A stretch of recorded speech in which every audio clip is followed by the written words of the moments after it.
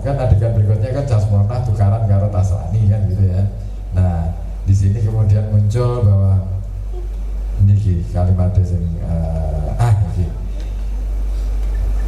Kamu saja yang usaha. Tasrani berdiri bersungut-sungut. Aku mau melaut, daratan hanya bikin pusing. Itu asik banget tuh. Artinya apa? Jangan-jangan ini kritik keras sebenarnya. Nah ini dan orang pemerintah kabupaten kalau nggak tahu, ini harusnya tersentil dengan kalimat-kalimat yang semacam ini. Aku mau melaut saja, daratan bikin pusing. Wih keras banget. Neng kan persoalannya ini novela. Orang menganggap novela karya sastra adalah fiksi.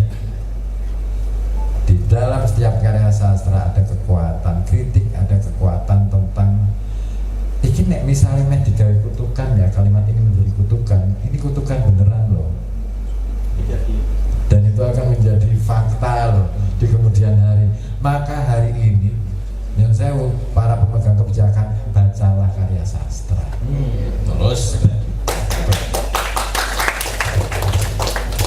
iya penting banget karena fakta sejarah opo kuwi angel diwaca apa meneh, data statistik angel meneh kuwi. Iya kan? Orang iso di real iki opo kalimatnya? Hanya angka gitu kan? Iki realnya opo kalimatnya? Karena setiap orang punya perspektif yang berbeda. Membaca karya sastra adalah membaca perspektif pengalaman dari penulisnya yang sangat pribadi, bahwa hidup itu lebih rumit daripada pengalaman-pengalaman pribadi itu. Nah itulah yang kemudian akhirnya mengapa membaca karya sastra menjadi sangat penting, terutama bagi para pemegang kekuasaan hari ini. Nah makanya asik banget ini. Aku mau melaut saja, daratan bikin pusing. Wih aku cemet gini. Kok iso ya nemu kalimat itu ya? Oh yakin di kampung kan yakin gini orang yang sangat peka, yakin kerosok banget. Biasa mancing. Nah iya kan? Ya, sampean kerasa karena sampean suami laki-laki mumet toh, nama beri metu. Maksudnya itu dari satu sisi persoalan rumah tangga. Persoalan rumah tangga itu kan persoalan yang sebenarnya impact dari persoalan yang sangat kompleks gitu loh. Tatanan yang mungkin belum selesai akhirnya masuk ke ruang-ruang pribadi rumah tangga. Nah ada persoalan-persoalan yang juga dimunculkan di dalam novel ini, bahwa persoalan-persoalan antara suami istri ini menjadi perdebatan hebat, pertengkaran hebat. Apa sih ujungnya? Karena salah tata kelola. Dalam novel ini sebenarnya diungkapkan secara halus. Asiknya novel ini tidak satupun yang menyinggung pemerintah begini. Iya kan? ya kritik gitu ya. Kritik tidak ada. Enggak pasti disembunyikan kritiknya. Ada. Aku menemukan. Lihat pas adegan. Neng iki loh. Itu tak buatkan metafora. Mungkin berada di dalam lubang, kemudian kemasukan air, mereka bertaburan kemana-mana termasuk di situ. Ada lagi Pak D. Ada lagi yang sebenarnya kalau misalkan diulas, wah yakin asli. Wah. 2 tahun nih ya Mas. 2 tahun kan itu sejak itu sampai dapat kurman kan 2 tahun ya. Oh itu ya. Sekarang aku kan takut Mas, 2 tahun tuh sampai yang itu tinggal di mana Mas? Saya. Ya itu Mas, tetangga warga timur itu ada tinggal di mana? Oh itu memang ditinggalkan Pak. Jadi Iya. Tinggalnya di mana? Tinggal di mana? itu kan tiba-tiba Tertibak. Kan sebelum dapat ada anaknya sudah Rompa. Lokasi yang semi permanen. Ada yang Ya, jadi kan Ini keren ini. Monggo Mas. Ini keren. Warga sih mulai jenenge iki. bukan Pak, tapi saya asli orang Kota. Oke. warga Wonokerto. Halo, selamat siang. Ya, apa tadi itu di Trateba sebelum ada yang sekarang permanen itu. Wonokerto. Di Wonokerto juga. Oke. Berarti kalau Wonokerto di pantai itu ke barat. Ke arah Iya. Nah itu pas tanggul Pak. Pas tanggulnya. Iya. Nah itu mereka itu sudah didesainkan di tempat situ semi permanen dan mereka ada yang dari triplek begitu ya Pak. Sebelum ada yang rumahan sekarang di situ mungkin. Berapa tahun di situ? Sekitar setahun setengah. Lama kan? Setahun setengah. Dan itu kalau ke belakang lagi mereka tergenang di Simonet sudah sekian lama. Iya paham. Iya. Itu paham saya. Iya. Cukup Pak. Oke. Masih dalam ya? Kita jalan. Berapa kakak Mas yang tinggal di dam itu? Di dam yang Kan nggak semuanya kan? Itu Oh, enggak. Tahun Itu berapa kan sekitar hampir ada 80-an Pak. ada 300-an kakak kalau gitu ya. Oh enggak. Hampir ada Enggak, di situ 324 kakak itu. ada sekitar 40-an atau berapa? Yang lainnya Yang lainnya udah keluar Pak, itu ikut ke anaknya itu bikin rumah lagi begitu Pak. Ambil beli tanah yang di selatan begitu kan. Atau kita putarkan video Pak. Ini sekali. Saya dulu aku Setelah ini ya Pak. men iki tuntas iki. Ada kritik lagi yang menarik menggelitik dalam novel ini, disampaikan dalam novel ini ketika ini dikutipkan di halaman 36. Selain merawat rumah, Casmona punya tanggung jawab yang tak kalah penting, mendidik Caslan. Casmona telah berusaha yang ia bisa, mengajari Caslani berbuat jujur, bertanggung jawab, tidak malas, dan syukur-syukur punya keterampilan. Dari omongan orang-orang yang pernah didengarnya saat belanja di warung, sebenarnya Casmona pernah mendengar istilah pendidikan dan sekolahan. Kalimat keren loh, pendidikan dan sekolahan. Jangan-jangan ini sekolahan atau pendidikan. Asik banget, tak titis banget. Dan keduanya terdengar asing di telinganya. Konon masa depan yang cerah bisa diraih lewat pendidikan. Nah, kata kuncinya di pendidikan, bukan sekolahan. Jadi Bapak Ibu yang hari ini di sekolahan, jadilah pendidik, bukan pesekolahan. Karena kalau sekolahan itu adalah bangunan, tapi pendidikan ini ngomongin tentang manusia. Kita lupa bangun manusia. Yang kita bangun adalah sekolahan.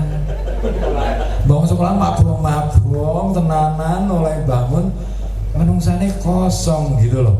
Akhirnya manusia model Casmona ini banyak sampai hari ini terjadi gitu loh. Asik banget toh.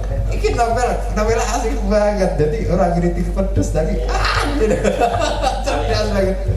cerdas banget. Jadi mau novel lagi dibaca. Karena saya pikir ini dokumen yang sangat penting, harus dibaca. Masalahnya ini, nek ini ngobroli tentang musim monet dan lain sebagainya dengan fenomena yang ada, engkau terlarut dengan fenomena itu, novela ini nggak terbaca.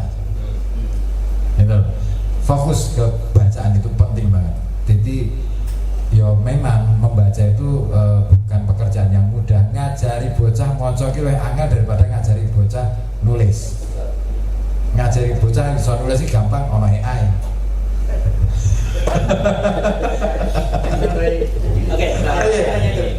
Nggak, mungkin barangkali karena saya bukan warga asli Pekalongan ya. Saya asli Solo, yang mana ketika orang-orang di sana udah kuliah, orang-orang Pekalongan masih asik dengan badik dan menganggap bahwa pegawai negeri itu bakal miskin ya. Barangkali saya seperti saya katakan bahwa saya ketika membuat itu juga ingin mendidik, bahwa di situ saya tekankan bahwa yang paling penting adalah pendidikan dan keterampilan. Itu makanya kenapa yang bisa mengatasi masalah adalah generasi ketiga. Ketika mereka sudah mulai apa? Gitu. Saya SK terakhir tahun 2000 yang dari pusat. Dan yang mulai SK yang asli Pekalongan, Mbak Tina udah negeri belum? Udah. Jangan udah negeri belum? Belum. Itu mulai ada mahasiswa itu tahun 2000 itu baru mulai ada mahasiswa Pekalongan itu. Lulus sekitar tahun 2006 2007. Jadi Jadi yang asli pegawai negeri asli Pekalongan itu muncul itu jauh setelah tahun 2000. Nggih, Pak. Terus nggih. Jadi tahun 70-an, tahun 80-an orang Gunung Kidul, orang Pekalongan, orang Klaten dan sebagainya itu sudah jualan apa demi anaknya apa aku kuliah. Dan Kabupaten Pekalongan pendidikannya sangat ketinggalan. Nah, barangkali yang ingin salah satu yang ingin saya tekankan dari novela itu adalah tentang itu, bahwa biar warga Pekalongan lebih peduli soal apa pendidikan. Saya kira itu. Coba diputarkan videonya. Oke. Ini titipan dari Mas Imam, karena Mas Imam nggak bisa. Ini hasil wawancara. Oke. Simonet Hamlet in Pekalongan Regency was originally a jasmine producing area that is now submerged due to rising sea levels and tidal flooding, forcing 70 families to be relocated to a safer area.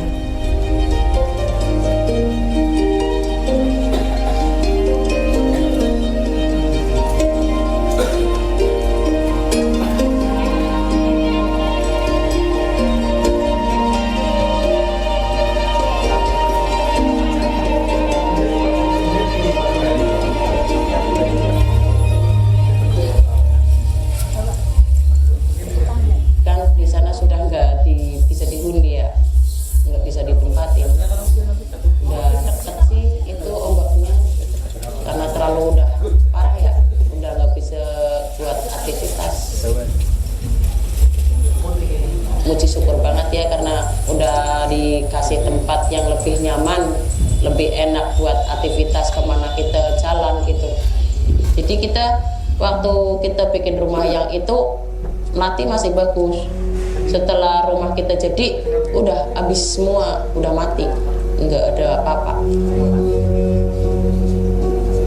Parah yang sebelah Simonet yang lama, karena lautnya kan mepet ke lokasi yang buat nanamin apa-apa. Jadi kita susah ya, langsung les gitu. Dari lautnya itu langsung ada ombak besar, terus tiba-tiba banyak umpluk-umpluk, terus airnya itu butek. Bencana di Pekalongan ini terjadi secara pelan-pelan ya, secara terus-menerus. Banjir dan rob ini penyebab utamanya adalah terjadinya land subsidence atau penurunan muka tanah di wilayah pesisir kita. Kalau di rata-rata antara 10 sampai 20 cm per tahun. Masalah ini tidak bisa selesai dengan hanya membangun tanggul, rumah pompa saja tidak. Tetapi juga bagaimana kita memperbaiki alam kita di wilayah hulu kita. Tapi ada juga bencana yang terjadi secara serentak, misalnya bencana banjir bandang dan longsor ya. Ini terjadi karena curah hujan yang sangat tinggi di wilayah pegunungan kita, di Petung Kriono khususnya. Yang di hulu ini memang belum ada upaya yang cukup signifikan ya. Mestinya ada semacam kayak reboisasi atau pengelolaan alam secara baik ya, secara baik. Kita memang sudah melakukan upaya-upaya menyiapkan masyarakat untuk menghadapi bencana. Dulu saya nanam kentang, tapi karena terlalu banyak pupuk kimianya, jadi kan tanahnya itu terlalu bantat. Sekarang saya sudah tidak pakai pupuk kimia, karena pupuk kimia merusak tanah. Saya pakai pupuk kandang, jadi tanahnya enggak bantat, tanahnya gembur, panennya meningkat. Itu dan soal Kang Iklim ya, itu dikasih cara-cara bikin geledan yang lebih tinggi biar enggak kena erosi. Terus ini tamping-tampingannya dikasih suket herbider. Mercy juga memasang alat pengukur cuaca agar petani bisa tahu kalau mau hujan besar, jadi tidak menanam biji, dan kapan bisa memupuk. Kalau mau hujan itu petani jadi tahu karena sudah dipasang alat. Jadi kalau wilayah pesisir ini masyarakatnya kan sebagian besar atau di atas 90% ini profesinya adalah sebagai nelayan. Tentunya ini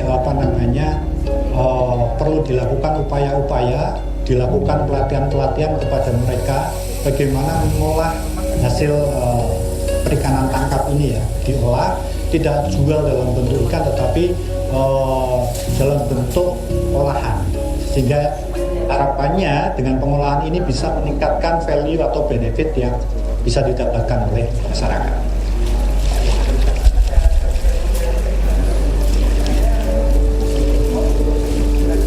Kegiatan saya setiap hari ngurusi lahan tambak. Jadi gini, kalau dulu itu kan masih ada tanggulnya Pak, jadi aman-aman saja karena airnya nggak bisa, air laut masuk ke tambak. Nah sekarang karena sudah kena abrasi, akhirnya masuknya di tambak kita. Kalau airnya itu besar, gelombangnya besar, dampaknya ya rubuh semua, larinya tancap, jadi ikannya lari semua lolos. Setelah adanya KJA, kita koordinasi sama orang-orang KJA, akhirnya dia itu ngasih solusi sama kita. Jadi tertariknya apa? Pakainya kan apung. Jadi kalau airnya besar bisa naik ke atas, kalau turun lebih aman. Waktu Presto itu membutuhkan, ambilnya dari sini. Nilainya lebih tinggi memang dibandingkan sama tengkulak-tengkulak yang lain, itu lebih tinggi dari masuk ke Presto. Ya nggak nyerah, jangan pantang mundur, kita harus semangat. Namanya orang hidup itu harus punya semangat ya. The people of Pekalongan are not giving up. They are adapting, finding new ways to live with the water instead of fighting against it. But they cannot do it alone.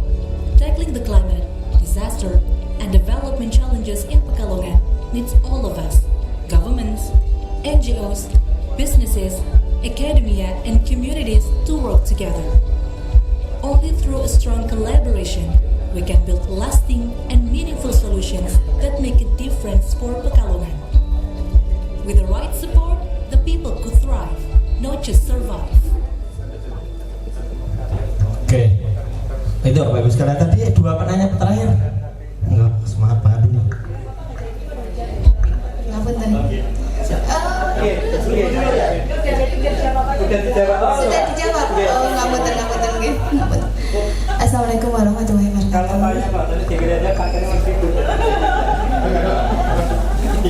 Ngapunten, mungkin ini di luar. Saya terima kasih banyak sama Pak D ya. Dari sini saya benar-benar tidak tahu buta. Dari usia yang setengah abad saya buta tentang seperti ini budaya gitu. Saya terima kasih banyak. Ternyata ada desa Simonet. Saya baru dengar ya di sini Pak. Ngapunten. Karena saya ke Wonokerto aja bisa dihitung dengan jari dengan usia saya setengah abad. Karena saya dulu nggak di sini. Okay. Jadi pas pulang di 2014, jadi saya benar-benar terkesima untuk ini ya. Saya nggak ini bukunya ya Pak ya, karena saya belum baca sepenuhnya. Cuman saya mau nanya tentang proses pembuatan membutuhkan berapa lama. Nah, apakah itu dari riset itu kita riset dulu atau kita sudah ada bayangan nanti mau dibikin cerita seperti ini atas nikung ya? Apa Pak D ke sana ke tempatnya, karena saya juga ingin menulis misal ini, apakah saya harus ke tempatnya karena sedangkan saya nggak tahu tentang di sana seperti apa gitu kan. Nah, apa riset dulu atau sudah membayangkan seperti itu dulu. Dan saya juga yang kedua, untuk Pak D saya salut dengan prestasi yang luar biasa dan judul-judulnya itu membuat kita terpana. Judulnya itu menarik. Memang sih satu ya Pak ya, dari buku itu kita tertariknya dari judul. Nah, yang saya tanyakan, apakah Pak D itu idenya judul dulu baru isinya kan? Ya maaf ya saya nanya seperti itu ya, karena kan saya menulis itu kadang saya nemu judul dulu. Judul dulu, ada yang teman saya menulis isinya dulu baru judul dulu. Oke, kata seribu. Yang yaudah ini itu aja. Mangke ngapunten mungkin udah agak siang. Ngapunten matur nuwun guys. Assalamualaikum warahmatullahi wabarakatuh. 5. Nah, Pak. Jadi proses pembuatan bukunya. Nggak tahu, saya harus mengucap alhamdulillahirabbil alamin yang amat sangat kepada Gusti Allah ya, karena barangkali saya satu-satunya bisa dibilang ya, mungkin salah satu dari sedikit orang yang nulis tanpa online, tanpa outline ya, bahkan sampai 40.000 kata itu outline-nya di otak saya, jadi tanpa ditulis dulu nanti mau nulis itu dan sebagainya. untuk judul bisa duluan bisa tidak, tapi yang jelas saya termasuk penulis cepat. Jadi saya misalkan untuk Dante itu saya 1 bulan selesai, Dante itu 1 bulan selesai. Nggak ada novel saya yang lebih lama dari 2 bulan, nggak ada. Hanya saya untuk nyuntingnya itu bisa sangat lama sekali. Jadi saya nyunting itu benar-benar seperti melukis ya. Jadi kadang apakah pakai pak ataukah pakai tidak, adanya atau tidak, pakai itu atau tidak, itu sampai detail semacam itu. Apalagi yang kaitannya dengan apa, diksi. Jadi saya menggunakan kepekaan saya dalam membaca. Ketika saya membaca itu merasa kalimatnya udah enak, tidak saya ganti. Tapi selama kalimatnya belum enak, itu pasti saya ganti, entah diksinya, bahkan susunan kalimatnya. Apakah anak kalimatnya di depan atau di belakang, tergantung situasinya. Jadi sangat detail sekali. Jadi saya lebih lama nyunting